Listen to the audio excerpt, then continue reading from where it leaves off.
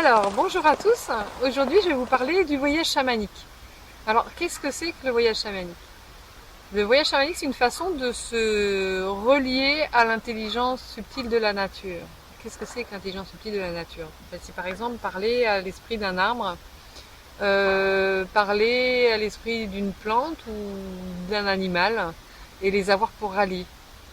Donc ça, c'est une première chose. Une autre façon de voir le voyage chamanique que je développe de plus en plus aujourd'hui, c'est que c'est un formidable outil d'évolution personnelle, même sociétale si on le pratique à grande échelle, mais c'est pas encore le cas. Mais voilà, il y a un formidable outil d'évolution personnelle. Je vois des transformations dans la vie des personnes à qui j'enseigne ça. Ça a transformé la mienne et ça continue à transformer ma vie, bien sûr.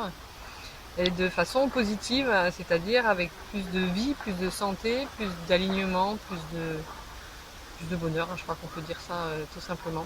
Plus d'émerveillement aussi, bien sûr, puisque c'est réhabiliter le merveilleux, une voie pour réhabiliter le merveilleux.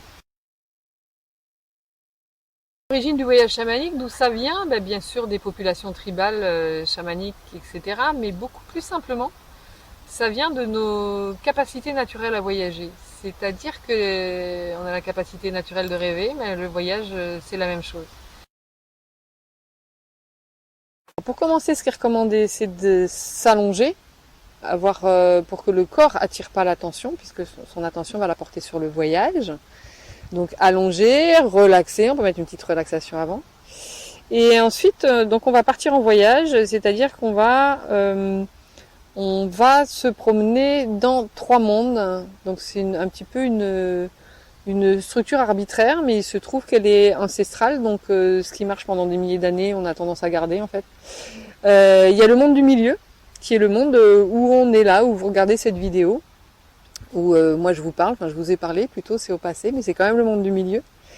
Il y a le monde du bas, qu'on appelle comme ça parce qu'on descend vers le bas, et le monde d'en haut, parce qu'on va vers le haut. Voilà. Donc les premières choses qu'on fait, c'est qu'on descend dans le monde du bas, chercher son animal totem, qu'on appelle aussi animal de pouvoir sur soi. En chamanisme, on parle toujours de pouvoir sur soi. De toute façon, quand on a le pouvoir sur soi, c'est pas la peine de le prendre sur les autres, franchement. Donc on trouve cet animal qui va être notre guide dans ces mondes subtils que nous on connaît pas, surtout au début.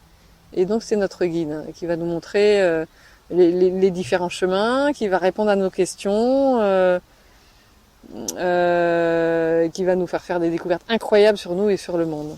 Voilà, c'est lui notre guide. Alors une fois qu'on est installé, comment on part dans ces états de conscience élargie?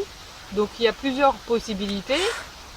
Les substances hallucinogènes qui sont interdites en France, la danse, la répétition, le jeûne et aussi le tambour. Moi c'est le dernier que j'utilise, donc au son du tambour on part en voyage chamanique.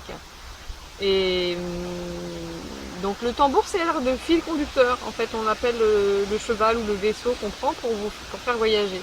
Donc par exemple s'il y a un moment d'inconscience en voyage, ce qui se passe souvent parce que c'est ces moments-là où on digère en fait ce qu'on vient d'apprendre, et qu'on reprend conscience, hop, on suit le fil du tambour et il va nous amener à la prochaine étape. C'est vraiment le guide. Le tambour et l'animal totem sont les deux guides.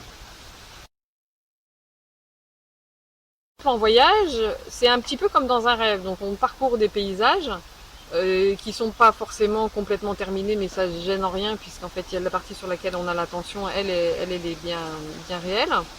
On va rencontrer différentes, comment je pourrais dire, différentes énergies, différents êtres vivants, végétaux, animaux, minéraux, humains, presque humains, etc., célestes, etc. Et tous ces personnages, on les appelle les alliés.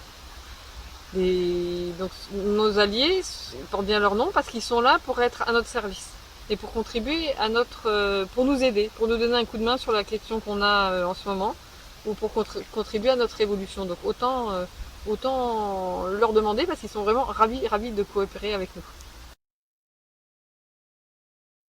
Je vous remercie de votre attention. Je viens de vous expliquer ce que c'est que le voyage chamanique. Et dans la vidéo suivante, je vais vous expliquer à quoi ça sert maintenant. Mais pourquoi donc apprendre le voyage chamanique? Vous aurez la réponse très bientôt. Je vous remercie. Au revoir.